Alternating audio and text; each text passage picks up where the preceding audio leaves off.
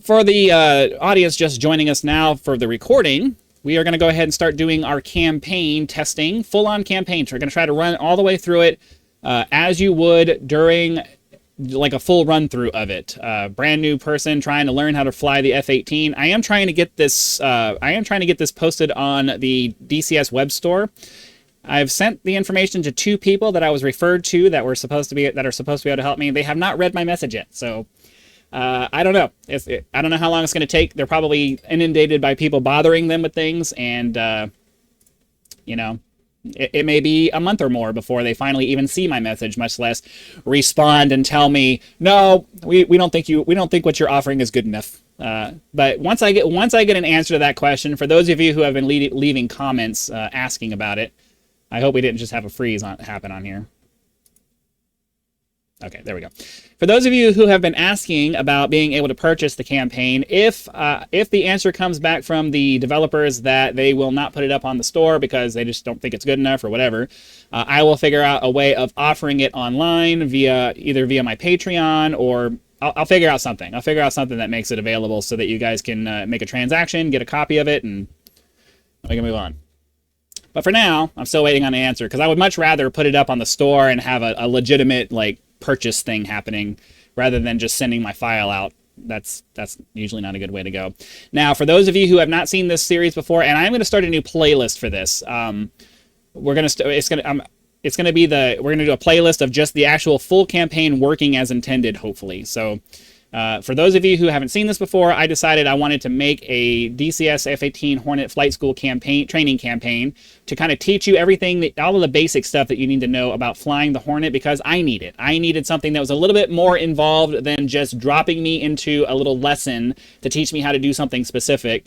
There's too much of a jump between we're going to teach you how to do this one specific task, and now you have to take this knowledge that you've learned and apply it in a combat situation. There's just way too much stress. So I wanted to have something that did a little bit more of an incremental, easing you into the process, teaching you the processes that get you from taking off, setting up your weapons, taking off, using your weapons, getting to your locations, and all of that other stuff. Now, this first mission here is going to be just going to be the cold start process. So we'll go through that here in a second. It's clear that I need to, I didn't turn on my, oh wait, I did, didn't I? Didn't I turn on my head tracking? I did. So, and let me just double check and make sure it's actually working. Yeah, it's working. So I think I turned it off yesterday I think I disabled it yesterday when I was freaking out about why it wasn't, yeah, okay, it's still just disabled. Okay. See if I can... Welcome to the Field Flight School for the FA-18 Hornet. The goal of this course is to take you from zero experience all the way up to becoming a competent pilot. It's fully narrated with an AI voice. Each lesson will build on what you learned in all previous lessons, so be sure to take your time and master the skills showcased during each flight, as it will generally be assumed that you know how to do those things on your own once a topic has been covered. Before we can do any of that, however, we need to get this Hornet relocated to Vatsiani, which is located near the ground attack training area we've set up for the course. The aircraft is on loan from the Stennis, and they dropped it off here last night, so it's up to us to get it there. All right. Unfortunately, Vatsiani has been closed to traffic for non-essential personnel until this evening. It would be a shame to waste a training day completely, so let's go over the cold start and shutdown procedures for the Hornet, then you can practice on your own to get familiar with the procedure so we can get a quick start for our flight tomorrow. You should have gone through the official cold start procedure during your basic flight training, but that process is a bit long-winded for my taste. I'm going to show you a down and dirty quick start procedure to get us into the air as quickly as possible. Oh yeah. To get started, look down at the panel to your right. Check that both the generator switches are on, then switch the battery to on by right-clicking. It's going to get pretty loud once we start turning things on, so let's go ahead and close the canopy. On the right side of the cockpit, hold down the canopy switch with the left mouse button until the canopy stops moving, or just press the keybind, Ctrl+C, and it will close automatically. Once the canopy is fully seated, look to the left-hand panel by your leg and look for the APU switch near the throttle. The auxiliary power unit is a small onboard generator that helps spool up the engines to get them running. Go ahead and switch that on now with a right click, and the APU will begin starting up. We can't really do anything with the engines until the APU is fully powered on and the light next to the switch is green, so we'll take care of a few other things while that spools up. We're going to need oxygen up there in the clouds, so look back to the aft end of the left panel and switch on the O-box with a right click. Moving up to the front of the left panel, verify that the anti-skid switch is set to on, and the carrier bypass Now this is just teaching you the process. Once you learn it, you'll move by much faster, and this green light will be turning on just about the time you finish doing all of this. Just to the right of that, set the flap switch to half with a right click. Moving aft down the panel, set the lights master and position lights knobs to 100% by holding down the left mouse button over them and dragging the mouse straight up until the knob stops moving. For this flight we won't really need lighting, but it's a good idea to be in the habit of checking them and adjusting them appropriately for mission conditions. The APU should be ready to go about now, so verify that the light next to the switch is green and then toggle the nearby engine crank switch to right by right-clicking it. Set the right throttle to idle by pressing the appropriate keybind, R Shift plus Home. You would normally wait until the engine RPM was at 30% to do this, but this is a quick start procedure and we need to get going. After the throttle is set to idle, set the left MDI in the upper center panel to day by right-clicking it twice. Now set the right MDI to day in the same way. The lower middle display is called the AMPCD, and it has a brightness knob just above the screen. Set that to 100% in the same way you did with the lighting knobs. Just above and to the left of the AMPCD brightness knob is the HUD brightness. Find the bleed air switch on the right-hand panel. This switch is separated into two parts, a push button on the top and a rotating switch on the bottom. Rotate the bottom switch clockwise with right clicks until it comes all the way back around to norm. Aft of the bleed air switch, find the INS switch and set it to GND with two right clicks. There's not much else we can do until the right engine is finished spooling up, so once the MDI screens are turned on, let's get them set up for takeoff. On the left MDI, press the menu button until the text above it reads SUPT. Now press the push button for CHKLST Now press the menu push button for the right MDI until you're on the SUPT page, and press the push button next to FCS. The AMPCD should have a countdown in the bottom third of the display as the navigation system completes its alignment process. If the map overlay has appeared and you can't read the text, press PB3 on the left side of the screen until it disappears. The standard alignment process can take quite a while, so rather than waiting for that, we're going to speed things along by using the previously stored heading from the last flight. Press the STDHDG button to make this happen. If the flight stick, by this point, the right engine should be at about 60% RPM. Let's crank the left engine with the engine crank switch. Set the left throttle to idle by pressing the appropriate keybind, R-Alt plus Home. We need to clear out the flight control system of any errors to get a clean status update of the system. Near the throttle, find the FCS reset button and hold it down for just to the left of that. Hold down the T/O trim button for at least 3 seconds. Look back up at the MDI screens and take a look at the FCS page on the right-hand display. Verify takeoff trim has been correctly set by checking for 12s and 30s on the FCS page on the right MDI and confirming that there are values of 12 for the LEF and STAB, and values of 30 for the TEF, AIL, and RUD. Go back to the lower right switch panel and find the radar switch.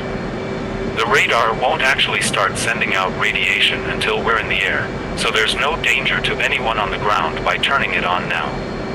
Switch the radar to OPR with 2 right clicks. The FLIR is an onboard system that can be connected to an optional targeting pod that provides guidance for various weapon systems on the Hornet.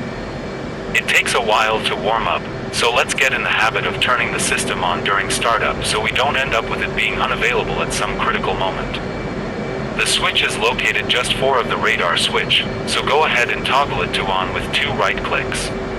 For night flights, you'll need to adjust cockpit lighting as desired, so have a look at the various knobs just to get familiar with them, but we won't need them for this flight. The wings should already be unfolded, but you should always check this before taking off. Once all that's done, go ahead and arm the ejection seat using the lever on the right side. The Hornet has a physical countermeasure system in the form of chaff and flares that helps to avoid being hit by missiles, but we have to turn the system on before we can use them. At the very bottom of the center console behind the stick, find the dispenser switch. If the flight stick is in the way of your view, you can right-click the base to hide it.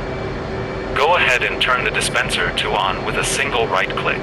In addition to the physical countermeasure system, we're also equipped with an electronic jamming countermeasure. The switch for it is located just to the right of the dispenser.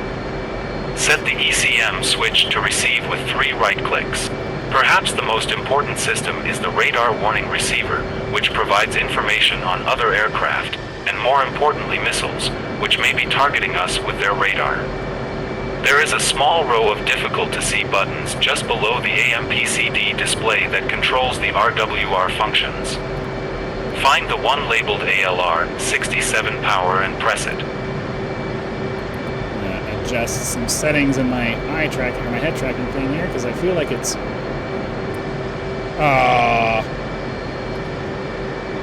my head tracking got disabled when I changed that setting. That was stupid. It's still running. Alright, I think maybe my head tracking... Oh, it's not tracking my stuff anymore.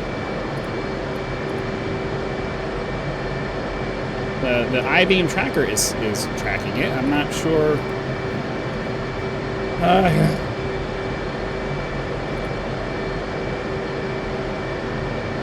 That's weird.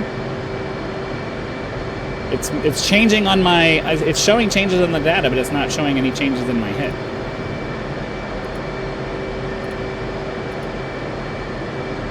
Okay. Well, I guess we're going to have to go back and do it the old-fashioned way again, then, by disabling this and... Oh, that's annoying. Alright, what were we doing? Oh, the power thing here. There's another reason why I want to just do it in VR. It's like the best solution for head tracking to me. Tool that allows you to home in on a specific radio source and use it to get where you're going. It includes several functions that allow you to do some pretty advanced navigation techniques, but we'll cover those in a later lesson.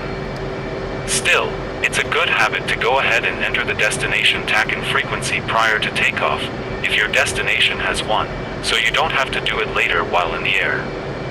On the UFC, press the TCN button so we can set up our TACAN frequency. Using the numbered push buttons on the UFC, enter the TACAN code for Vatsiani, 22, then verify that there are 2 vertical lines next to the X on the UFC menu.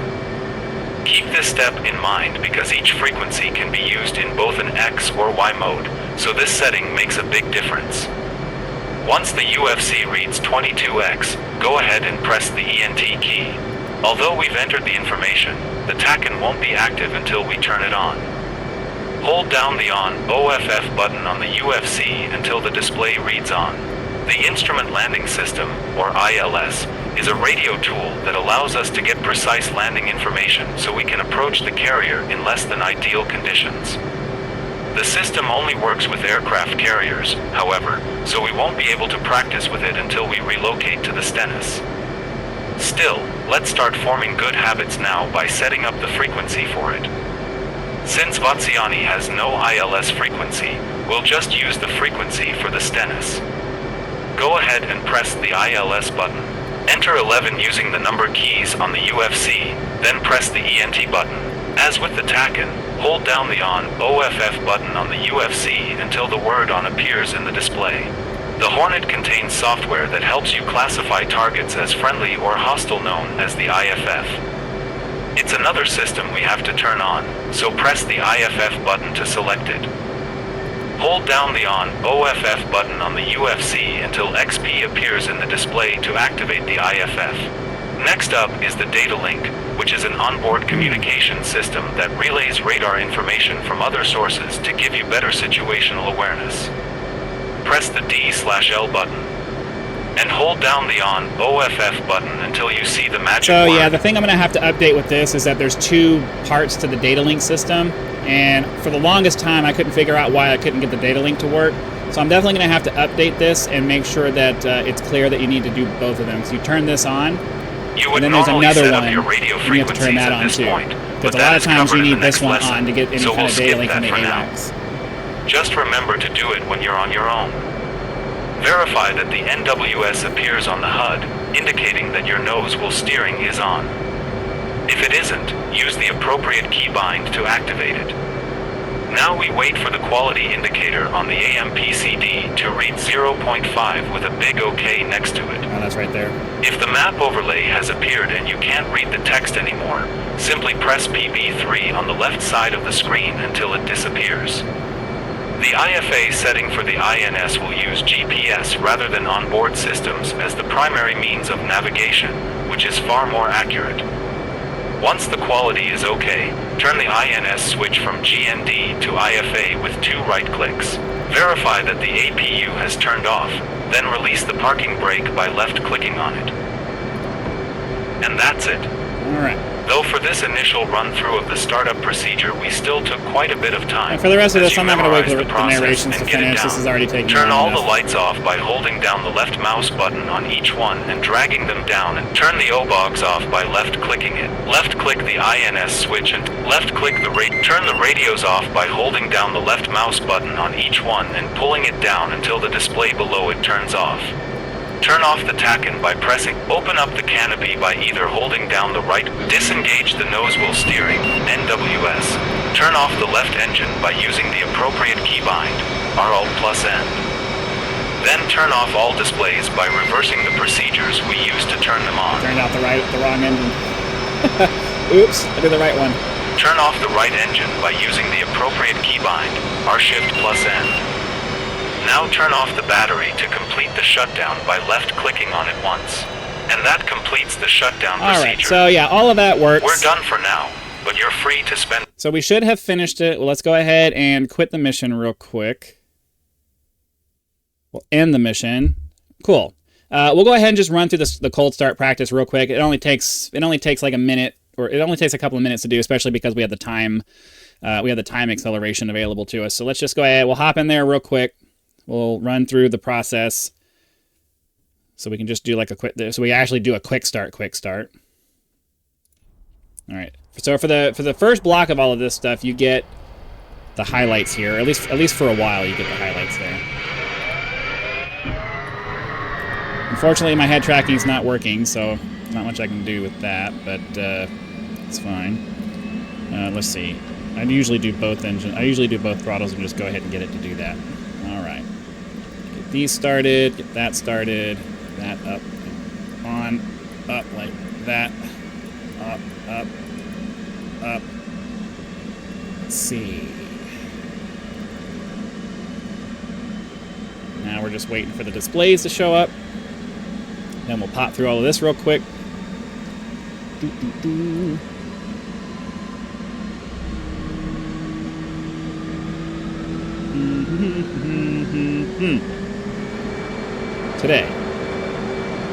Today. Come on. Roll left. You can do it. Flight control. Checklist on this one. FCS on this one. Let's get rid of the stick. We're waiting on this to show up. Get that out. Get the stored heading going. Get the left engine started. FCS. Trim. Radar. FLIR. Arm the seat. Flares. ECM. TACAN 22 and ILS and IFF on, data link on, data link again on. I do need to update that to fix that, but now we just need to wait for the navigation system to get where we're supposed to go, so we're just going to go ahead and time compress through that so we can hurry up and get to that. So I'm just waiting for the OK to show up here. There we go. Set it to ground, and parking brake comes off. So now we just got to go back through the process again. Let's see here. Whoop, and back. OBOGs off. INS off. Radar off. It's just, it's like, the knobs need to be much more sensitive. Tack in off, canopy open, left engine off, I do believe. Flaps.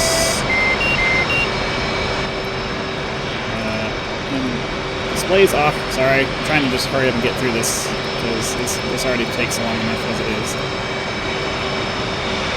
Right engine off. And battery.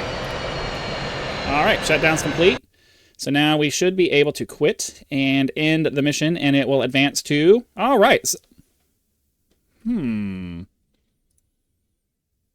Okay. That's not how that's supposed to go.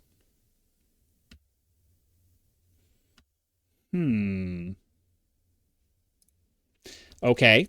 Well, let's take a look at the mission editor real quick, and we'll see if maybe we can figure out why that's the case. Because, scoring rules for this. If the flag equals 99.99, once we turn the battery off,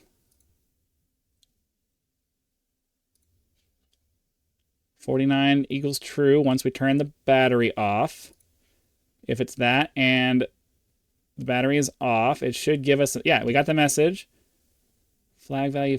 Oh, I don't need that one.